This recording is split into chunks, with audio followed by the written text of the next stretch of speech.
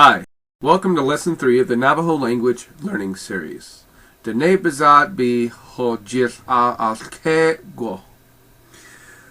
lesson, we're going to review some of the things that we've learned in our previous lessons and also finish up learning how to read Navajo completely. So at the end of this lesson, you should be able to read Navajo 100% off of any written or printed page of Navajo material that you receive. So let's get started. Here on the right hand side of the screen, you will see all 36 characters of the Navajo alphabet. And of course, our familiar diagram on the left hand side of the screen of the oral, nasal cavities along with the trachea and the larynx. So let's start reviewing our letters. The first letter that we're familiar with is the glottal stop. And you see the glottal there, stop represented by an apostrophe, and that's located right at the epiglottis. And if we remember, with a glottal stop we actively stop the air by closing our epiglottis, such as in the word ya'at-eh. Next, let's review our vowels. We're going to tackle all 4 of our Navajo vowels at once here and talk about the different tonality in review. Our 4 basic Navajo vowels are A, E, I, and O. Now, if you're looking at numbers 2, 9, 15, and 23, you'll notice all the different forms of these vowels, including the standard short form low tone, the short form high tone, A, E, I, O, the short form nasal tone, A, E, I, O, and the short form high nasal tone, A, E, I, O. And of course we know to simply elongate, or if you see a double vowel, such as an I, AA, EE, or an OO, you simply extend that vowel for a little bit longer. Next, we have the letter B, as in bezad, which means his word. We have the CH and the CH glottal, with the CH, such as in chitty, which is car, and then you have the CH glottal, such as ch-ah, which is hat or cap. Again, having that glottal there, forcibly stopping the air in our throat before continuing on with the rest of the word. Next we have the letter D, as in the word diyan, which means holy. We have DL, which makes the dl sound, such as in the word dlon, which is prairie dog. Next, DZ, which makes the sound z, z, as in zith, which is mountain, zith. Next we have the letter G, g, as in the word gah, which means rabbit. Here we have the letter GH, if we remember, combines to make the sound gh, such as in the word ara, which is wool. Again, ara, wool. Next we have the letter H, such as in the word hahgwo, which means come here, hahgwo. Next we have the HW, hua, hua, such as in the word huidelton, which is a slippery place. So that's hua, huidelton. Next we have the letter J, such as in the word jade, which is antelope. Next we have the K, such as in keya, which is land, or the K glottal, such as in the word ka, which is arrow. We then have the KW sound, kwa, such as in the word kwe, which means here. Kwe, here. Next we have the letter L, such as in the word la, which is many. La, many. Next we have the /L, such as in the word for smoke, slid, Next we have the letter M, such as ma'i, coyote. Next the letter N, such as in the word na-nyitin, he teaches. The next word we see there for our vowel O, halon, it exists. Next, let's talk about S, formed by putting the teeth together, making the S, as in the word sin, for song. Next we have the SH, sh, which we're allowing our teeth to come partially together and then blowing air out through that space in between our teeth, such as in the word shash, bear. Next we have the T and the T glottal, such as the T, the word for three, ta, or the T glottal, the word for charcoal, ish. Again, the word for charcoal, esh. Next we have the T/L, or the T/L glottal. The T/L without the glottal, the word for salve or ointment, is going to be tla. Or the T/L glottal, which is ize, for goat. Next we have the TS, or the TS glottal, such as the word for tree. This is tsin, tree. Or the word for sagebrush, sagebrush. Next we have W, makes a w sound, such as come in, wo sta, come in, wo sta. Next we have the X sound, which we know that means that anything, the letters before it, are aspirated. For example, the word for he killed him, yiyiskyan, he killed him.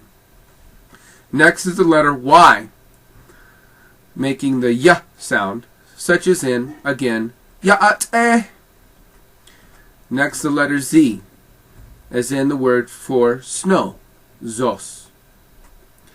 And the last common letter that we've seen before in our lessons, the ZH sound, such as in the word nejone, it is beautiful, good, or nice.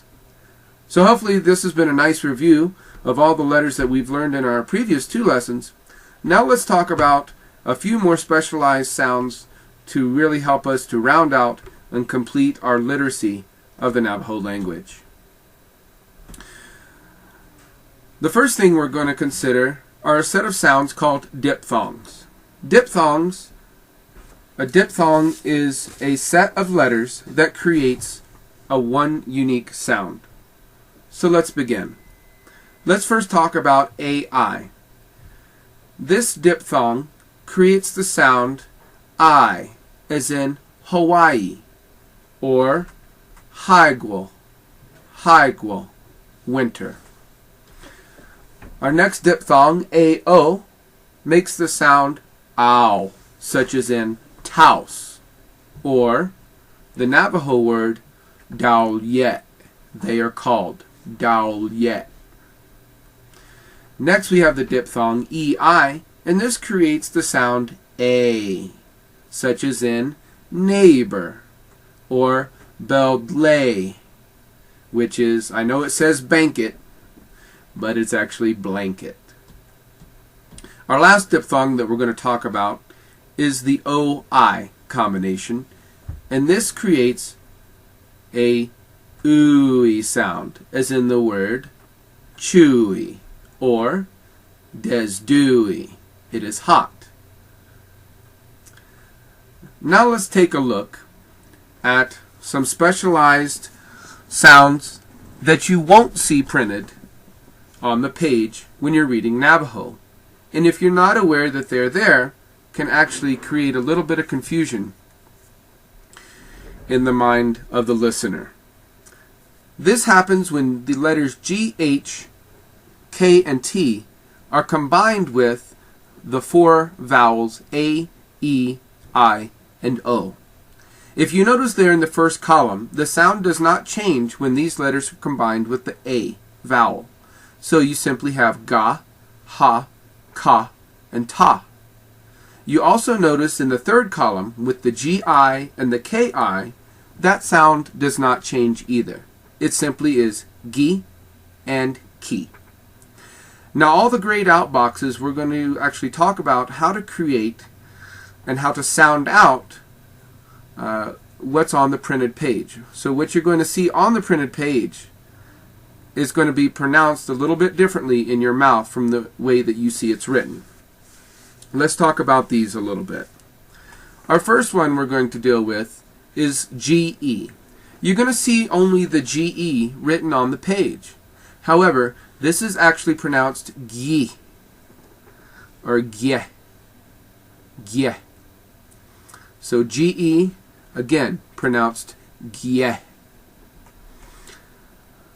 You'll see HE printed on the page.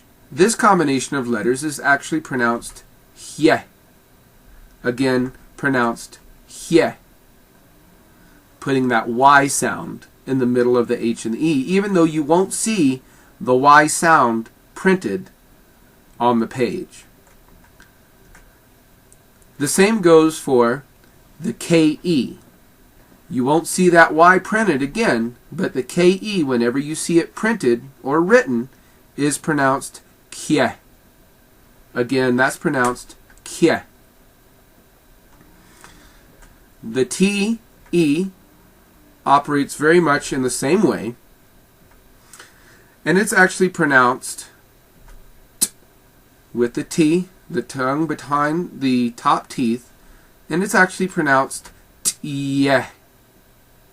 Again, tye.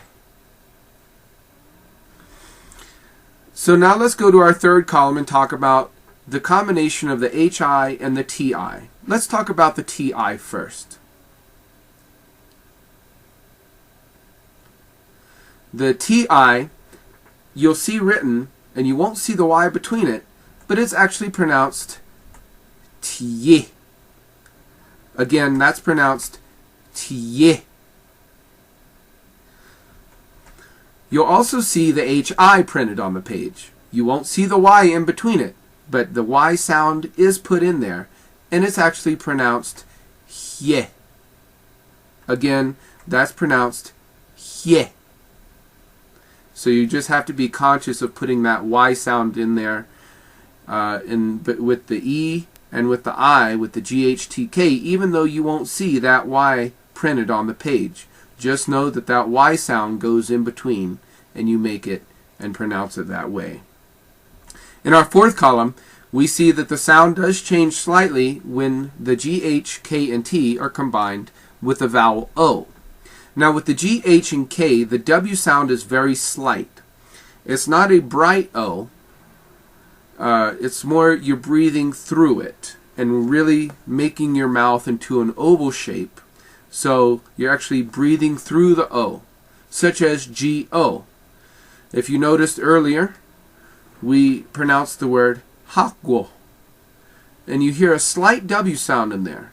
So again, that's pronounced guo. One more time, go.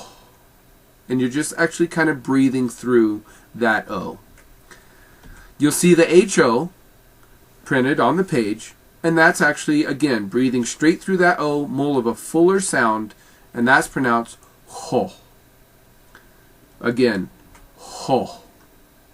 And just notice it's just a really round, full O that you're breathing through. The KO is printed on the page, operates in the same way, very slight W sound, and that's pronounced ko. Again, that's pronounced ko. Now, when it comes to the T-O, this is a unique sound that we want to pay attention to. T-O. Because the W sound is very pronounced, such as in the word for water. It would be pronounced two. Again, you notice more of that W sound in my voice. It's not a slight sound, it's very pronounced. So, two. Again, one more time.